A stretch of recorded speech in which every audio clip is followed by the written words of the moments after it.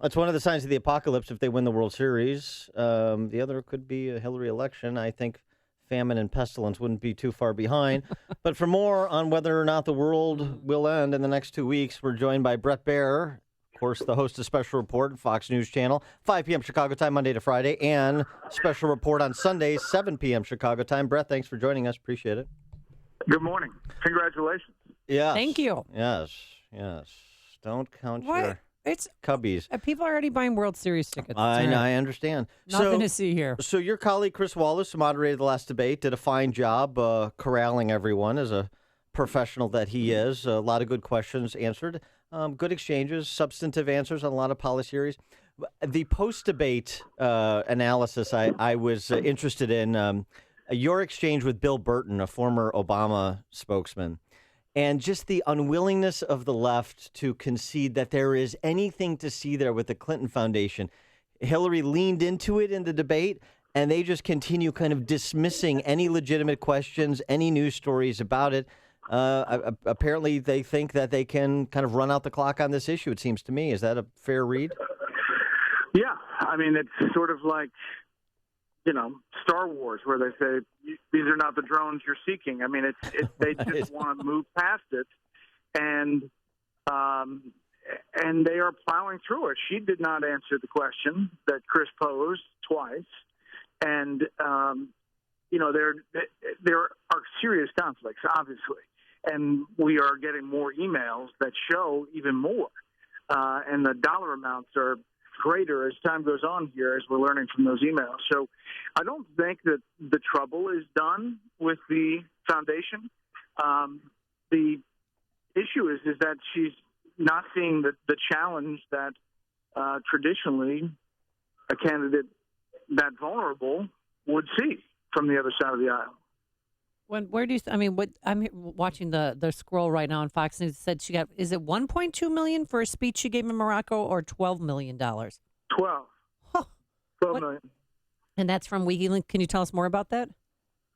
Well, I mean, there is each one of these little transactions has its own story, and what do they get for it? And some people want access. Some people want a meeting. Other people want something else, and it all funnels through this foundation. Now, do they do nice, great things around the world? Yes, but they also fund the travel and staff of the Clintons, and I think you're going to see more of this reporting as we get more details. Excuse me, you did that hour special back last year. In conjunction with Peter Schweitzer in his book Clinton Cash, where you really followed all of these separate stories, separate interests, different countries, different regimes around the world. And it was a great hour special. Are you surprised, maybe it's because some of these stories have some level of complication and texture to them, that the stories that you detailed in conjunction with Clinton Cash have not been more prominent in this election? Yeah. I mean, listen, there is a clear lack of digging in on that side of the ledger, and that's just cut and dry. You're right. Some of these stories are very complicated. It's much like Benghazi was. You had to tell the story every time you started to do it.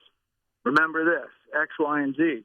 And, I don't think we're done. It's, 18 days. I think you're going to see a few more of these stories, but largely this train has left the station, and we'll see, how it all ends up. I think the real question is about the balance of power and whether Republicans are going to hold on to the Senate.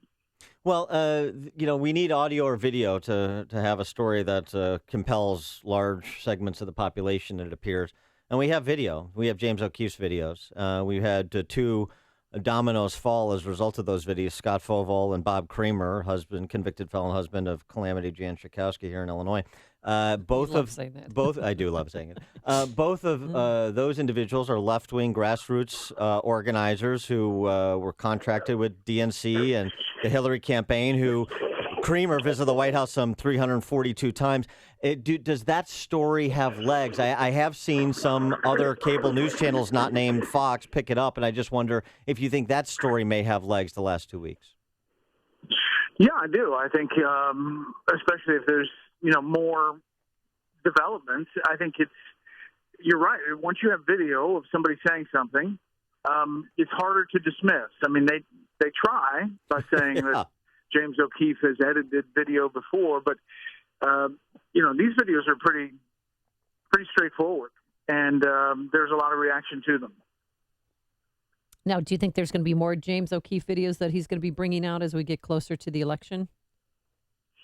It sounds like it. I don't know. I don't have a inside track on his operation, but it sounds like there will be more. I think they did this for a year, looking at these different groups. And listen, they're trying to distance themselves from these folks. It's pretty tough when you have somebody that shows up at the White House and has 40 meetings with President Obama and 342 times he's at the White House. I mean, it's not exactly like he's ostracized from the Democratic Party. Right. Now, on the other side, Gloria Allred trotted out another Trump accuser yesterday. And I wonder if you think perhaps the left is seeing diminishing marginal returns to this line of attack against Trump. I think so. It's starting to get baked in the cake. Obviously, each one of these allegations is serious, and you have to take it at face value. But as far as the political impact, I think 9 or 11, roughly the political impact is the same. All right. So last night was the Alfred E. Smith Memorial Foundation dinner, to raise money for Catholic charities. Have you been to one of those events? There. Oh, you were? Okay. So was it as intense as it felt? Because I was watching it on my little iPhone there and watching the Cubs at the same time. But was it, it seemed like at times there was no laughing matter. It was awkward. Really? It was, both of them started out very funny. But then they got to a point where both of them turned and, got pretty pointed politically. Trump, perhaps more than Secretary Clinton. And they lost the room. And really? It was awkward. Well, what were they? And they shook hands at the end, so that was good. But they were talking to each other. Dolan obviously sitting between them. Do you have any idea? It's Cardinal Dolan. Cardinal Dolan, excuse me. What they were talking about? No, I don't. But Dolan said that Cardinal Dolan said that he was sitting in between the iciest relationship, that he can remember. The most uncomfortable dinner Cardinal Dolan has ever had to endure. That does not surprise me. Unbelievable. Well, the awkwardness of the room too is because people are there for good-natured barbs back and forth, and so it went from funny to serious, and that's not what people anticipate at that dinner, right? We have this dinner in D.C. It's the Gridiron Dinner, and it's you have speeches that singe but don't burn. Right. Well, this was a 4-alarm fire. Really? Was that bad? And that seems only appropriate given this campaign. He's Bret Baier, host of Fox News Special Report, weekdays 5 p.m., Sundays 7 p.m. Bret, thanks as always for joining us. Have a good Appreciate day. it. And he joined us at our turnkey.pro answer line.